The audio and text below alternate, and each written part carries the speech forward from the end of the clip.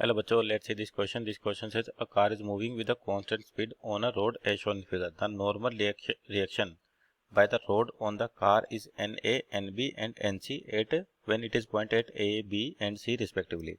तो आपको बताना कि कौन सा रिलेशन आपका यहाँ सेटिस्फाई करेगा. तो A पोजीशन, B पोजीशन और C पोजीशन. तो बेसिकली यहाँ पे जो मोशन हो रहा है किसके अलोंग है, कर्व पाथ के अलोंग है. और तो कह सकते हैं कि कॉन्सेप्ट आपके पास की कॉन्सेप्ट क्या कह सकते हैं, मोशन अलोंग है curve path. Motion along a curved path. तो देखिए, जब भी आपके पास किसी भी कर्व पाथ के लॉन्ग मोशन होता है और यहाँ पर एक और चीज़ दे रखी है जो वेलोसिटी है, यानी कि उसका मैग्नीट्यूड यानी कि स्पीड कांस्टेंट है. तो इसका मतलब यहाँ पर जो आपके पास इसकी स्पीड बिल्कुल भी चेंज हो रही है, ए से बी, बी से सी जाते हुए कंटिन्यूस यही है. तो अब अपने को देखना कि रीडिंग बतानी नॉर्मल की ए, बी और सी पर. तो सबसे पहले ए पॉइंट को देखें.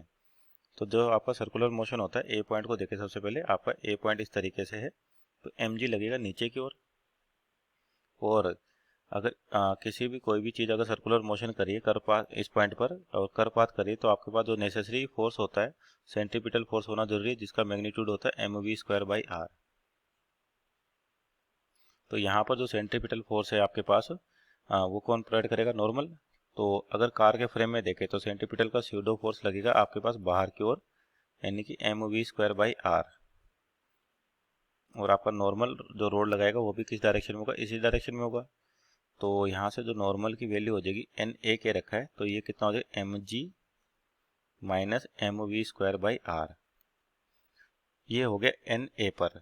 और मानते हैं यहाँ पे रेडियस ऑफ कर्वेचर कितना r1 है, तो इसको r1 और ये कैपिटल R1.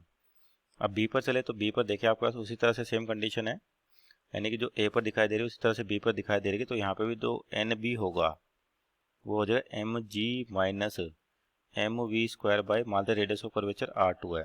और यहाँ ढंग से देखें तो रेडियस ऑफ कर्वेचर यहाँ पर जो r1 लिया अपन ने वो ज़्यादा होगा किससे, यहाँ से, क्योंकि शार्प टर्न है आपके पास, तो r2.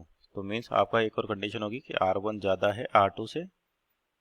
इसका मतलब क्या होगा, नॉर्मल रिएक्शन b की वैल्यू ज़्यादा होगी नॉर्मल रिएक्शन a से. तो ये ऑप्शन अपने को ऐसा कहीं है. N A equal to N B गलत हो गया, N A greater than N B. तो यहाँ पे अगर ये वैल्यू ज़्यादा है तो ये कम होगा, तो एन ए की वैल्यू ज़्यादा होगी किससे, एन बी से. क्योंकि r1 ज़्यादा है तो ये टर्म कम हो जाएगी आपके पास. तो एन ए ज़्यादा दिख रहा है एन बी से. तीसरे को चेक करें तो गलत हो गया, N A less than N B.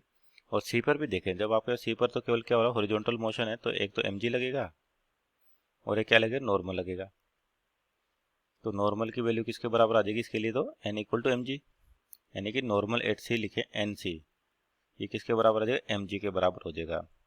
तो normal action at C greater than normal action at A. तो ये ऑप्शन भी आपका सही है, क्योंकि जो सी ए पर है वहाँ पर जो आपके एम जी में से सेंट्रीपिटल फोर्स माइनस हो रही है, और यहाँ पे नॉर्मल किसके पर, एम जी के. तो option number B and D are our correct answer. Hope you understood well. Best of luck.